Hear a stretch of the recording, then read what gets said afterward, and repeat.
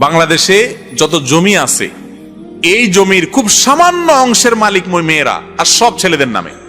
কিভাবে হলো এটা?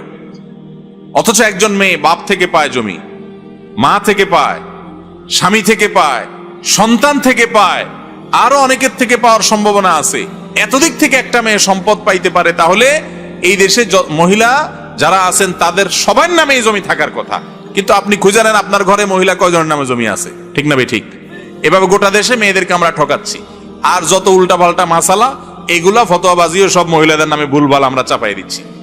নারীদেরকে নির্যাতন করে সে কখনো ভালো মুসলমান হতে পারে না।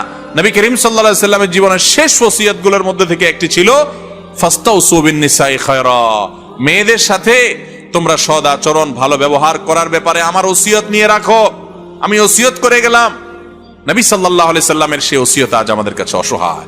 কি দাড়িয়ালা, কি বেদাড়িয়ালা, কি মুরব্বী, কি হাজী সাহেব, গাজী সাহেব, কি মাওলানা সাহেব, মুফতি সাহেব, সব সবই এখানে সমান সাহেব। মেয়েদের অধিকার দেয় না। এই জন্য ছোটবেলা থেকে, আরে ভাই ছেলে পাললে কোনো ফজিলতের কথা আমি জানি না করোনা দিতে আসছে কিনা। মেয়ের কথা আছে যে আপনি যদি 2টা মেয়ে পালেন, 3টা মেয়ে পালেন, এমনকি একটা মেয়েও যদি পালেন, তার সাথে সদাচরণ করেন, সুন্দর করে তারবিয়ত করেন, আদর যত্ন করেন, উপযুক্ত পাত্রস্থ করেন, দিনের পথে চালান, ভালোভাবে লালন পালন করেন,